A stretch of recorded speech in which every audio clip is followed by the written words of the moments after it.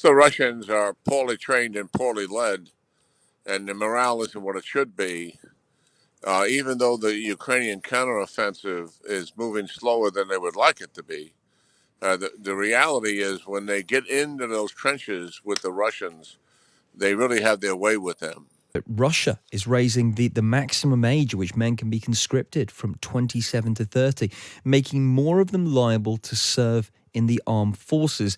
The change was passed by the lower house of parliament on Tuesday. The package of measures comes as Moscow seeks to boost troop numbers to defend the territory gained in its invasion of Ukraine last year.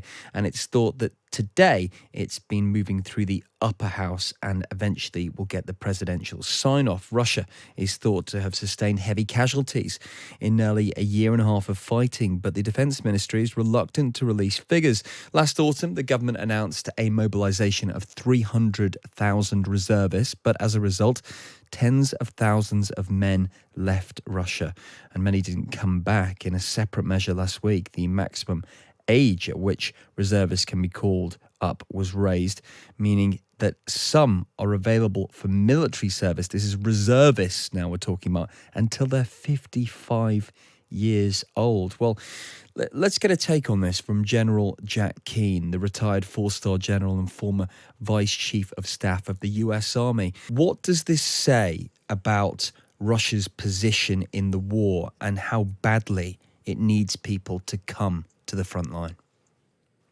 Yeah, well, because the Russians are poorly trained and poorly led, and the morale isn't what it should be, even though the Ukrainian counteroffensive is moving slower than they would like it to be, the reality is when they get into those trenches with the Russians, they really have their way with them. And Putin knows he has a personnel advantage, more people than the Ukrainians have, and he wants to maintain that advantage. But he's trying to avoid, so our audience understands, full mobilization. I think he calculates that will politically be a disaster for him because it would dramatize the fact that they're losing the war. I mean, certainly there's feedback in the country now after all this time that the war is not going well. And the average Russian understands that. That doesn't mean that they're going to lose the war, though, either. And he's trying to avoid that political payback that he would get with full mobilization. You accurately accounted that when he did partial mobilization at 300,000, that motivated a lot of people, young people, to leave the country. So here's what he's trying to do: change the conscription age, get more people in without having political payback from the Russian people. It's difficult to get reaction from inside Russia about how the public actually feel about this, because what we do know is that nearly 50,000 Russian men are thought to have died now in the war in Ukraine. And that's according to, independent analysis. So for many of these men, they must be absolutely terrified about heading towards the front line because they know how difficult this war is proving. The casualties that they're experiencing to date exceed anything that they experienced in their 10-year involvement in Afghanistan. And it was the pressure from the Russian people on the at the time the Soviet Union government that really led to the withdrawal. So certainly there's a steadfast there in and among the Russian people that's taken place. And I agree with you. I don't think we have a very accurate assessment of what has taken place in their minds. I think they believe, my speculation is that things are not going as well as they should be, but in the end, Russia will win out and dominate this and achieve their objectives. And despite Prigozhin's verbalization and semantics and certainly challenging Putin on why the war was entered to in the first place, I think the majority of the Russian people, based on our analysis, do buy into the fact that Putin was justified in conducting this war. So I think we're a far cry from the Russian people pushing back on the war politically. And this new law also prohibits conscripts from leaving Russia once this enlistment office has sent them the draft notice, and the fines have been increased for people who do break their notices. What does that say about the increasing potential sense of panic inside the Kremlin, because it really needs to get these numbers out to Ukraine? They want to police up what happened the last time. You accurately accounted there was actually hundreds of thousands of young people that fled the country, probably likely as many fled as they were able to mobilize the 300,000.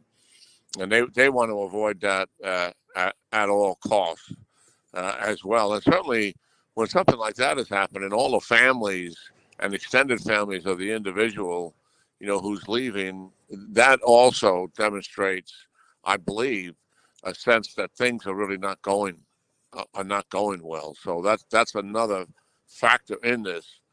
I would imagine that if as this proves out in the coming weeks, there'll be more people likely having some speculation about how is this war really going. Yeah. I mean, it's last September, tens of thousands of men, along with their families, fled Russia last autumn after Putin announced that mobilization of the 300 reservists. I mean, how far could Putin push this? I mean, we know the reservist age has been raised to 55. We know the automatic conscription age, that's for 1 year's military service, has risen 3 years to 30. I mean, could Putin just keep going up with the military age as he needs the numbers? That's diminishing returns as you begin to increase the age in Mm. terms of actually people being productive. I mean, at the end of the day, the kind of fighting that's taking place here is pretty brutal. And Ukrainians have experienced similar issues themselves. They have older people in the ranks now than what they had at the outset of the war, also due to the casualties that they faced. And some of their leaders that, we have been able to pick up on, are having some challenges with people who are, close to 40 and not being able to maintain the physical endurance that's required of what's taking place. I mean, this is a young person's game, as it always has been. Russia's war in Ukraine and its decision to quit a deal allowing Kyiv to expand export grains, has divided opinion in Africa, where many countries have ties with Moscow dating back to the Soviet era. At the moment, there's an Africa Russian summit going on, and only 21 African leaders are expected to attend the event. So that's fewer than half that went to the first summit in 2019. This issue over grain into the Black Sea, this clearly has made a big difference for Russian support. There's no doubt about that. Putin is trying to thread this needle um, where he dries up support for Ukraine's economy, which they benefit from, obviously, from exporting this grain, and put additional pressure on their ability to sustain themselves in the war. But at the same time, many of Russia's friends and allies may be too strong a term for some of them, clearly are impacted on this in the developing world. They're very dependent on this grain, and I mean, this is not an issue to be taken lightly. We are talking not just about the prices of grain going up because of the shortages, Yeah. but people starving, as a result of it. So it's a very serious issue impacting Russia. Using grain, using food as a weapon that is what the Kremlin and Russia has been doing throughout this war. Is it as effective now in July 2023 as it was 18 months ago? Russia has tried to make war, after their ground campaign failed to take the territory they wanted and also lost territory as a result of the June offensive last year and the September offensive last year. Um, and then they conducted an air campaign designed to do two things. One, break the will of the Ukrainian people and destroy its energy infrastructure.